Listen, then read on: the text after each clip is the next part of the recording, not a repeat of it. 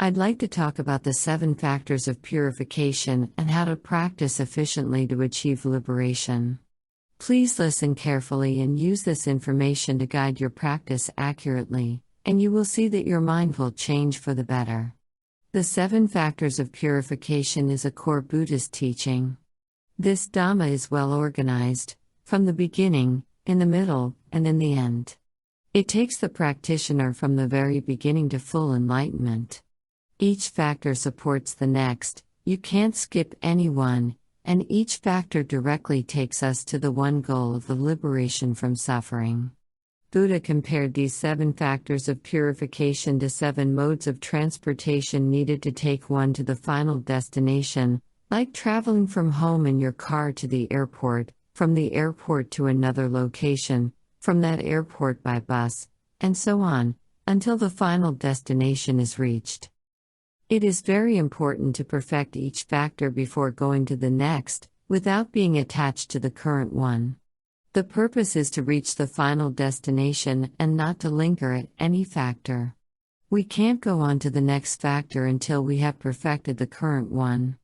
This Dhamma was created by 2 of Buddha's disciples, Venerable Shariputra and Venerable Mantaniputra.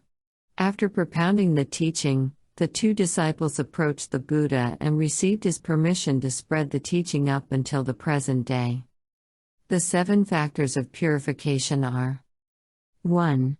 Purification of morality or virtue. 2. Purification of mind. 3.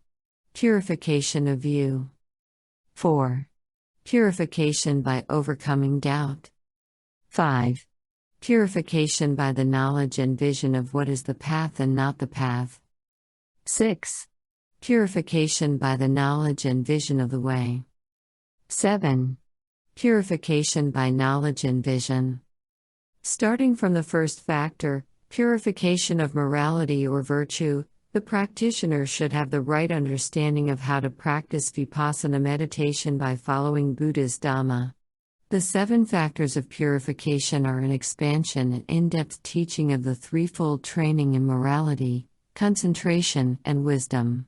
Therefore, our starting point is training in morality or virtue.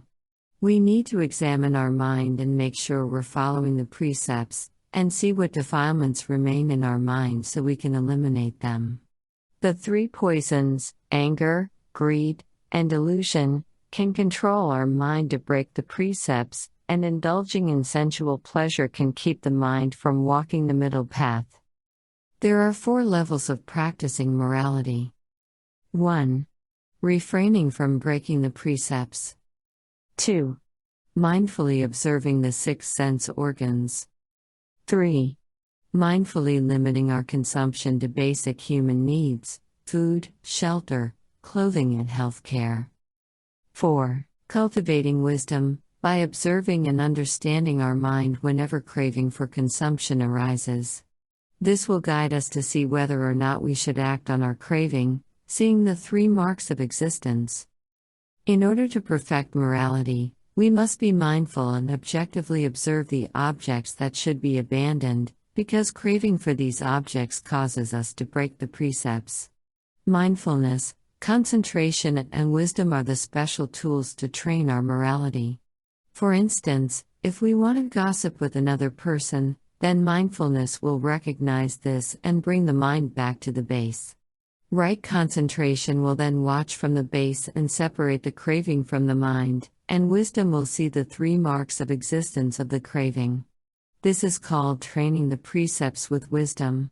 Or when we sit down to meditate and ants are crawling over our legs, we are mindful so we don't take action to kill them, but have loving kindness and remove them so they can no longer crawl on our legs. Keep practicing with mindfulness, wisdom and effort until morality arises spontaneously and we automatically do the right thing.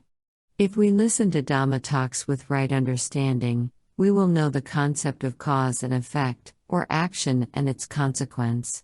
This right understanding will prevent us from breaking the precepts, and if we don't break the precepts, we won't be bothered by regrets, guilt, or worry when meditating or in daily life.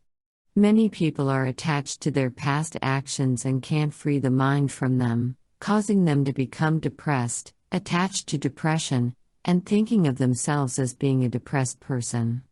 When morality is purified, we will find that the mind is naturally calm, light and fresh. Perfected morality will cause loving-kindness to arise, which will cause the mind to be happy, and happiness allows mindfulness and concentration to easily arise.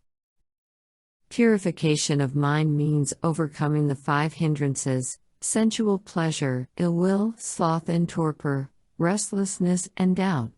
The job of the 5 hindrances is to prevent the mind from cultivating wholesomeness, mindfulness and concentration. There are 2 ways of overcoming the 5 hindrances, depending on the strength, characteristics and habits of the person. Concentration leading to wisdom. This method is for those able to sit in deep absorption concentration, focus on one object and enter the first jhana, applied thought. The mind is 80% focused on the meditation object and 20% on the 6 sense organs, until it enters the second jhana or a higher jhana. When the mind enters the jhana state, it will be bright and powerful, weakening and eliminating the 5 hindrances. Remember that concentration is the opposite, or enemy, of the 5 hindrances. Wisdom leading to concentration. This way is suitable for practitioners who cannot focus on one object because the mind is so busy. First, we need to cultivate the 4 foundations of mindfulness by choosing a meditation object as the base that we like and which can help mindfulness to arise. Then observe the body and mind and the 6 sense organs. Whenever contact with the 6 sense organs causes the mind to stray, we should be mindful and not follow the 2 wrong paths: straying and attachment to sensual pleasure and over-focusing and controlling the mind to be at the base. Always recognize the 2 wrong paths and bring the mind back to the base with effort, patience and truthfulness, following through on what we have committed to. Effort will cause mindfulness to arise and further effort will cause right mindfulness. The mind stays at the base naturally, to arise spontaneously.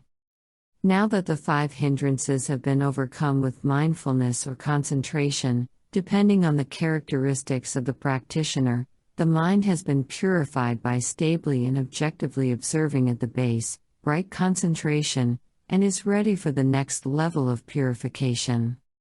Purification of view is to be able to separate the mind from the body in 3 mental aggregates, or the 6 sense organs. The mind is able to be a good and impartial observer, to watch the body and mind just the way they really are. The mind has detached itself from the 6 sense organs and realizes that none of the 6 sense organs is self. Now the mind can proceed to the next stage of purification.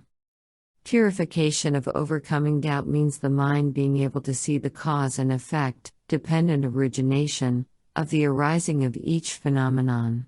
The more we see, the more we understand the true nature of the body and mind, that they don't arise simultaneously and are cause and effect. Seeing cause and effect often, we understand more and more deeply, causing doubt to fade away. At this point, the mind is ready for the next purification. Purification by the knowledge and vision of what is the path and not the path is the result of the mind separating the body from the 3 mental aggregates. Seeing them as separate, the mind can see the cause and effect of the arising of phenomena. This enables the mind to see the 3 marks of existence, but it doesn't clearly understand and accept them yet. However, the practitioner knows that this is the right path, not just intellectually, and without pride in the knowledge, and that he or she needs more time to practice. Once we know the right and wrong path, based on Buddha's Dhamma, we can see the direction we need to take, and can move up to the next level of purification. Purification by the knowledge and vision of the way means the practitioner continuing to practice with effort by the mind objectively observing, watching from the base and seeing the 3 marks of existence: impermanence, suffering, and no self. Keep practicing until the mind fully accepts that the 5 aggregates are the same as the 3 marks of existence. This will cause the mind to become equanimous, no longer craving to enjoy the external world. Then craving, or the cause of suffering, will be abandoned because the mind realizes the five aggregates are impermanent, suffering and no self, releases all attachment and becomes free. Now the purification by the knowledge and vision of the way has been fully cultivated, and we are ready for the next purification. Purification by knowledge and vision is the consequence of purification by the knowledge and vision of the way, causing the mind to attain wisdom. It clearly understands the body and mind as they really are, the consequence of training wisdom, causing the mind to clearly understand and see what suffering is and will abandon the cause of suffering. This is the cessation of suffering. Now we have fully cultivated the Eightfold Noble Path, and Nibbana, or enlightenment, will arise as a result. In conclusion, the 7 factors of purification are interrelated and support each other. Virtue will cause the mind to be calm and stable. The calm and stable mind will be able to separate the body from the mind and see the cause and effect of the arising of phenomena, and then the mind will be able to see the 3 marks of existence. Remember that we want to purify one stage at a time and not be attached to any stage. Our purpose is to move on to the next stage without attachment. The 7 factors of purification is based on the middle path, which cultivates morality, concentration, and wisdom. Continue to practice with effort, patience, and truthfulness, following through on what you have committed to, until you achieve liberation or nibbana. Your assignment: 1. Be in the present moment with mindfulness at the base. 2. Observe your body and mind or 6 sense organs. 3. Separate the mind from the body and 3 mental aggregates. 4. Observe the contacts that cause the mind to think, or the cause and effect of the arising of phenomena. 5. Observe the 3 marks of existence. 6. Repeat all of the above.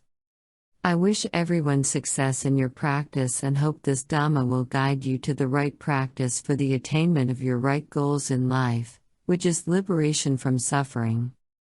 Anumodana. Sadhu, sadhu, sadhu.